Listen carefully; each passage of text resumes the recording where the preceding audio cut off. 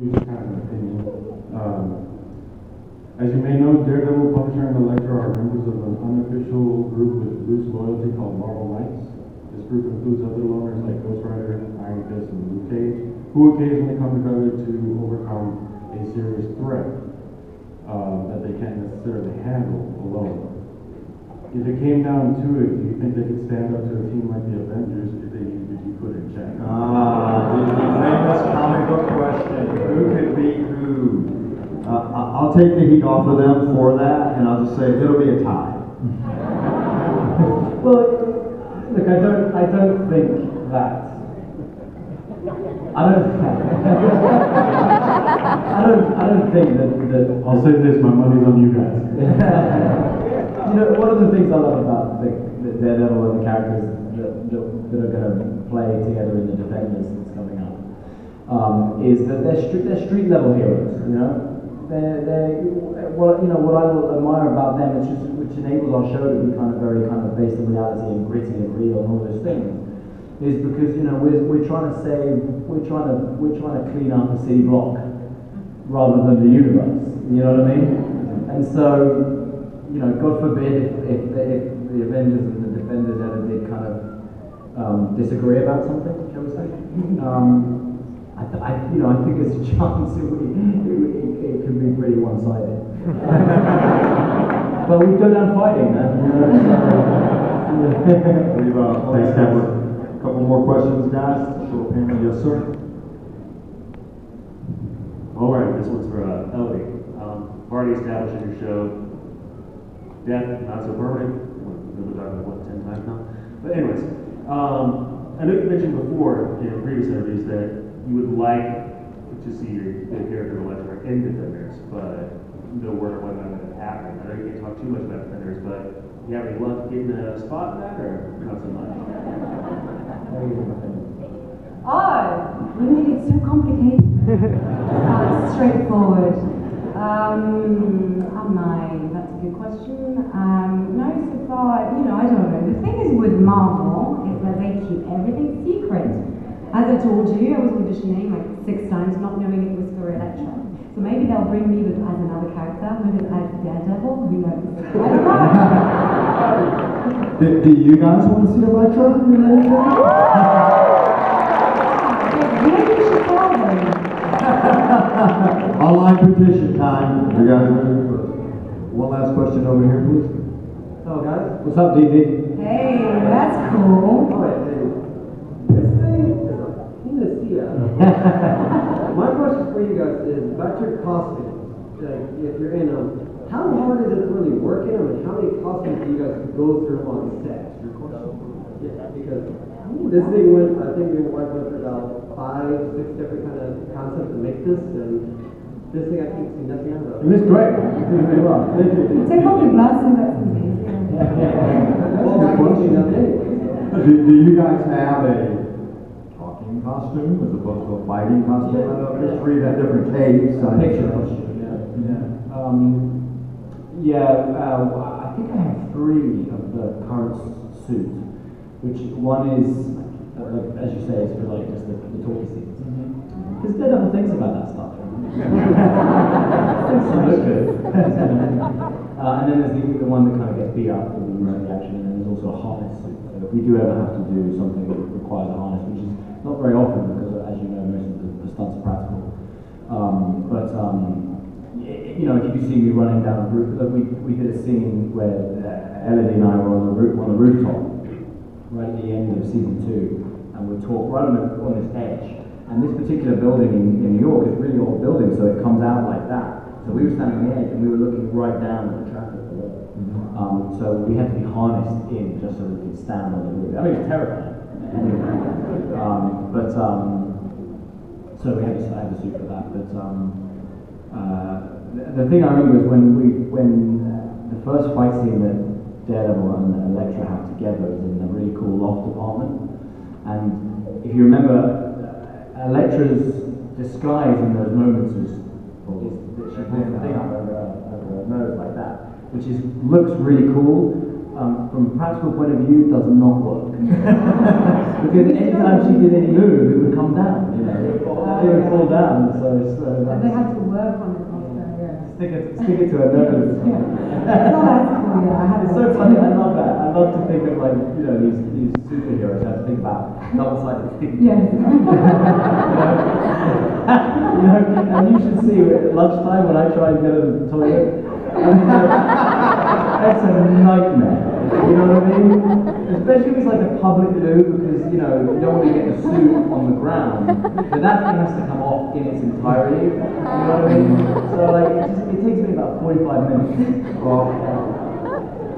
Alright, so last question, Elodie, when you were doing a fight scene or whatnot, would it fall and they have to Yeah, it's true. We struggled at first, but that's it's a good thing. You try and then if you work on it. And so there's a different stage in the process of creating these costumes. And of course, like straight away they look awesome and you're like, yeah, I'm gonna be super badass in it. And you try it and you can't move your arms, so basically you can't fight. So they have to, you have to change and adjust them for it to be practical. But I think for this one, I had to keep it safe all the time. I saw like a few girls with this costume. I don't know if you guys struggle with it, but double side tape works. Well, folks, we're going to conclude this Wait, panel, please, please. before we end, do any of these little guys have a question that they want to ask? Do you mind if we get one last one? I feel like they've been waiting for ages. Please do. Any of you Deadpoolers want to ask a question?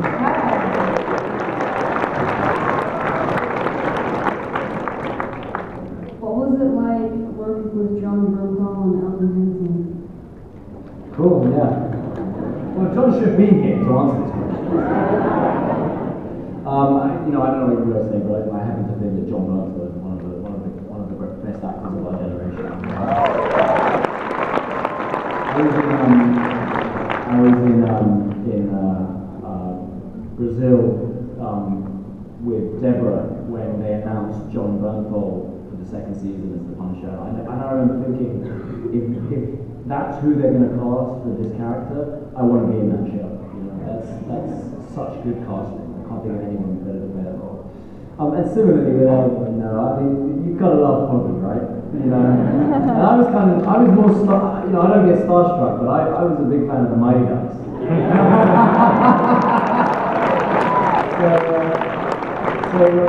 I was kind of a fanboy with him a little bit. Because I was like, I was 12 years old when that film came out. So, good question. Thank you, sir. So my question is, do you want the Defenders to be, in general, the Netflix universe to be more referenced by the overall movie universe of MCU? That's the big discussion, the separation of the TV universe versus the movie universe. It's you guys in terms of your acting. If it's connected, great, but you're going to do the best job you can with that scenario, I guess, with people. I mean, there have been some of those crossovers. I mean, Clark Gregg, who's done a couple of movies as well. The best way to answer that question is to say what Jeff Lowe said, which is it's all connected. There you go. On the headline for a newscast, it said vigilantes or something like that. It did make a good little reference Yeah, in that. it did. We'll talk about that. Oh, cool, I didn't know that. Thank you so much. Thank you, sir.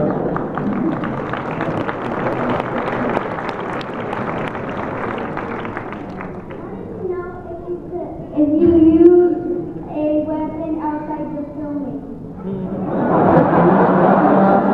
You use a weapon outside of your filming, so do you use a billy club in your personal private life inside of yours? I guess that's a fair question. Great question. That's a fair question. The answer is no. We should not use weapons unless they're plastic. He wants to know if you play around with the billy club when you're at filming because he thinks it's really cool. Oh, good. Okay, so I can answer that.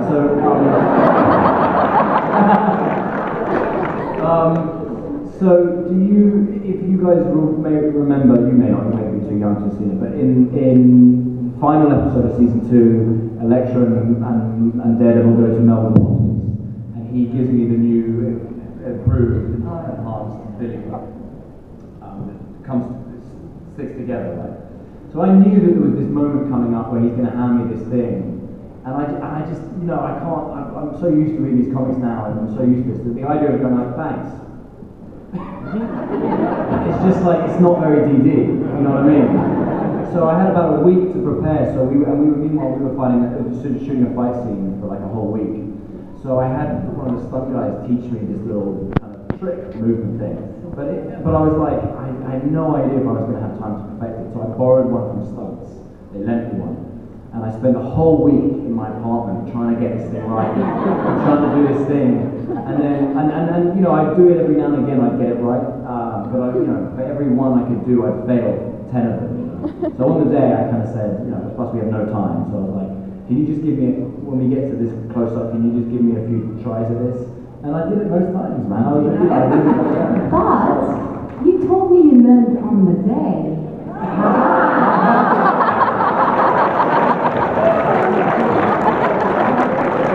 Oh, that's right. That's right, I just remembered. I learned it that morning. Absolute last question. Yes, sir, Paul. Okay, how long did it take for you guys to figure out how to use the weapons? Oh, cool. No, I didn't. I never used size in my life before, so it was you know, it's a tricky one as well because you can't. It's not like a sword, you know. It's like you stab and you hit people and then you do like tricks with it. So I needed to practice.